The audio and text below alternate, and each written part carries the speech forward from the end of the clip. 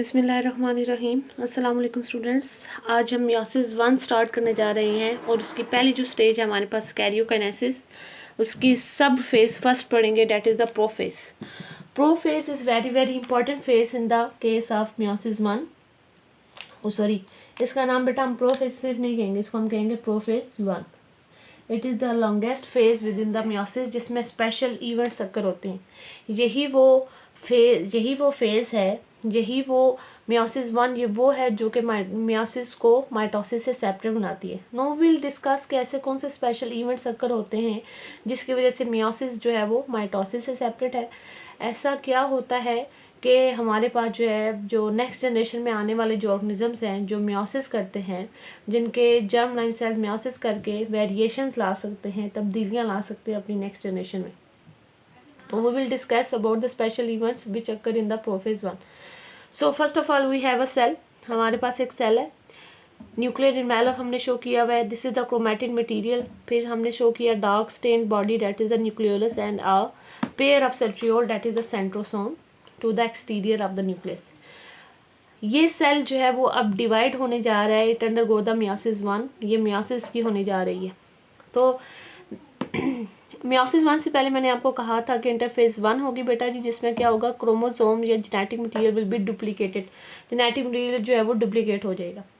अब सबसे पहले क्या होता है हमारे पास, उसी तरह से बेटा कौन से मेन इवेंट अक्कर हो रहा है हमारे पास, chromatin has been condensed into chromosomes, organized हो चुके हैं क्रोमोसोम्स में। सेंट्रियोल्स जो हैं या जो सेंट्रोसोम है वो भी डुप्लीकेट हो चुके हैं इनटू द 2 सेंट्रोसोम्स, और ये भी toward the opposite poles of the cell move करना शुरू हो गए। इनसे जो थ्रेड लाइक स्ट्रक्चर्स निकलना शुरू हो गए, these are called the spindle fibers that help in the cell division. No, ये तो हो गई हमारे पास पुरानी बातें। अब इसमें स्पेशल इवेंट्स कौन कौन से होते हैं। मैंने एक जो क्रोमोसोम शो किए हैं बेटा जी, एक मैंने शो किया हुआ है रेड कलर से और एक शो किया हुआ है मैंने ग्रीन कलर से, आपकी अंडरस्टैंडिंग के लिए।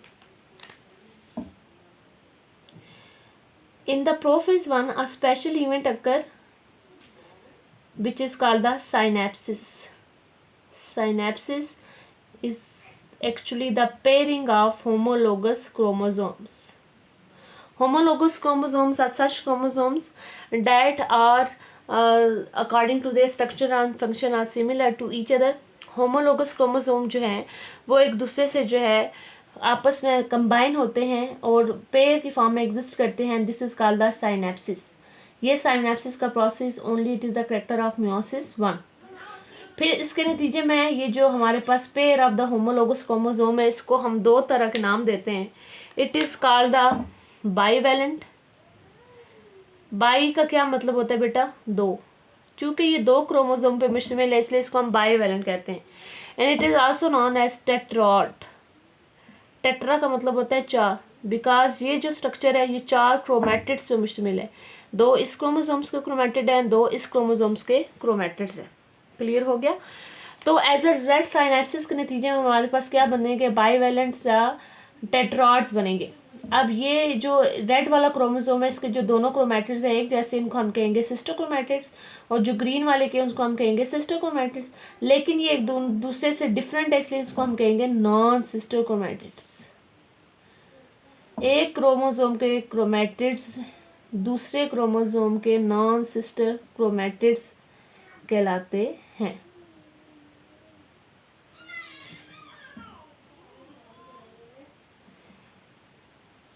फिर क्या होता है जी, ये आपको नज़र आ रहा है कि एक स्पेसिफिक पॉइंट पे जो है ये क्रोमोसोम्स आपस में मिल रहे हैं। तो वो स्पेसिफिक पॉइंट जिसमें वो लाइन जो कि इन दोनों को ज्वाइन कर रही है, ठीक है जी, the line joining the 2 chromosomes at a specific point, this line joining the 2 points is called the chiasmata.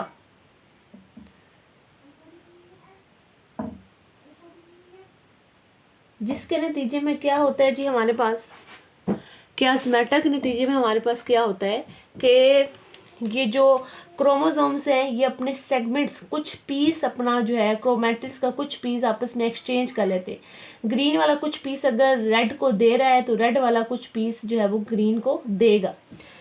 अब हम ज़रा शो कर लेते हैं। फॉर एग्जांपल कि ये है जी हमारे पास रेड वाला क्रोमोसोम, ठीक हो गया।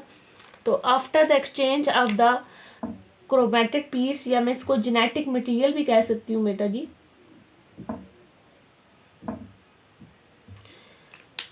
क्योंकि आपको पता है कि क्रोमोसोम्स के ऊपर या क्रोमैटिक्स के ऊपर जो है वो जो पार्ट्स होते हैं उनको हम जीन्स कहते हैं या जेनेटिक मटेरियल कहते हैं।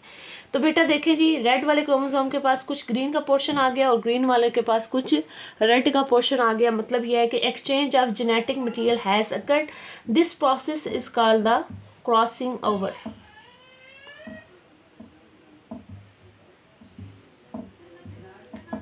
Crossing over is the exchange of genetic material between the two homologous chromosome or between the non-sister chromatids of the homologous chromosome। ठीक होगी बात। अगर इसको बेटा मैं सिंपली लाइंस से प्रेजेंट करूँ, अगर फर्दर एलेबरेट करना जाऊँ क्रोमोसोम्स को, क्रॉसिंग ओवर को, तो फॉर एग्जांपल ये मेरे पास रेड क्रोमोसोम की जो है वो एक बेटा हमारे पास जो है वो क्रोमेटिड है रेड क्रोमोसोम की, उसके ऊपर दो जीन्स है, स्मॉल बी और स्मॉल ए स्मॉल बी। और ये मेरे पास ग्रीन वाले क्रोमोसोम के एक क्रोमेटिड है। मतलब ये मैं क्रॉसिंग ओवर शो करना चाह रही हूँ दो नॉन सिस्टर क्रोमेटिड्स के दरमियान जो यहाँ पे शो हो रहा है। और इस पे जो दो जीन्स है that is the capital A और कैपिटल बी।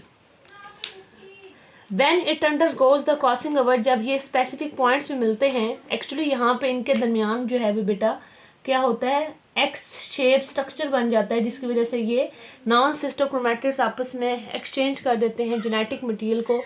ये जो एक्स शेप स्ट्रक्चर बनता है actually it is called the chiasmata. ठीक होगी बात। फिर इसके नतीजे में हमारे पास क्या आएगा बेटा जी, ये देखें जी, ये इस रेड वाले के साथ बी क्रोमोसोम आ जाएगा। ये जो हमारे पास रेड वाला ए है, इस पीस के साथ हमारे पास जो है वो बी वाला जीन आ रहा है, एक्सचेंज हो चुका है जेनेटिक मटेरियल। और जो हमारे पास ए वाला है, ग्रीन कैपिटल ए है जी बेटा, ठीक है जी, और उसके साथ हमारे पास क्या आ रहा है जी, रेड वाला बी आ रहा है। तो ये मैं आपको शो करवाना चाह रही थी इस प्रोसेस के ज़रिए कि क्या हो रहा है, हमारे पास जेनेटिक मटेरियल जो है वो क्या हो रहा है, एक्सचेंज हो रहा है। तो होप सो कि बेटा आपको यहाँ तक ये कंसेप्ट क्लियर हो रहा हो, ठीक है। एज अ रिजल्ट अगर हम सेल पे जाके देखें तो ये देखें जी क्रॉसिंग ओवर शो हो चुका है। क्या मतलब कि एक्सचेंज ऑफ जेनेटिक मटेरियल हो चुके हैं। इसी वजह से, इस क्रॉसिंग ओवर ही की वजह से क्या होता है, आने वाली नेक्स्ट जनरेशन्स में आती हैं वेरिएशंस, तब्दीलियाँ आती हैं। ये जो मियोसिस है एक्चुअली ये किधर होती है बेटा जी, आई हैव मेंशन डैट कि ये होती है जर्म लाइन सेल्स में या गैमीट्स बनाने में हेल्प आउट करती है। और गैमीट्स किस केस में बनते हैं, सेक्सुअल रिप्रोडक्शन के केस में। तो जो ऑर्गेनिज्म सेक्सुअली रिप्रोड्यूस करते हैं वो अपने उनकी जो औलाद होती है वो बिल्कुल उनकी कॉपी नहीं होती हूबहू, बल्कि उसमें वेरिएशंस आ जाती हैं। जिस तरह फॉर एग्जांपल ह्यूमन की अगर हम बात करें, we are meiotically and sexually produce for our parents. हम अपने पेरेंट्स की जो है वो मियोटिक प्रोडक्ट्स हैं या सेक्सुअल प्रोडक्ट्स हैं, जिस वजह से इस लेवल पे हमारे पेरेंट्स के सेल में इस लेवल पे जेनेटिक वेरिएशन आई, जिसकी वजह से जो है वो हम हूबहू अपने पेरेंट्स लाइक नहीं हैं। हो गए स्टूडेंट्स। फिर ये हमने सेल में शो कर दिया। अब इसी तरह बेटा जी क्या होगा कि बाकी सेम इवेंट्स होंगे जी। न्यूक्लियर एनवेलप जो है वो क्या होगा, टूटना शुरू कर देगा। इसके अलावा बेटा न्यूक्लियोलस तो हमारे पास जो क्या हो गया था, डिसअपीयर हो चुका था। अब क्या होगा हमारे पास के ये जो सेंट्रोसोम है that will move toward the opposite poles of the cell, जिसकी वजह से स्पिंडल फाइबर्स अलोंगेट होना शुरू हो जाएंगे। और देन क्या होगा कि स्पिंडल फाइबर्स खुद को अरेंज कर लेंगे ऑन द क्रोमोसोम, या क्रोमोसोम स्पिंडल फाइबर्स के ऊपर अरेंज कर लेंगे। We have mention that in the mitosis के क्रोमोसोम का जो सेंट्रोमियर पॉइंट है, जो सेंट्रल वाला पॉइंट है बेटा ये वाला, यहाँ पे स्पिंडल फाइबर्स अटैच होते हैं because they have the kinetochore proteins. Hope so कि बेटा आपको यहाँ तक चीज़ समझ आ गई हो।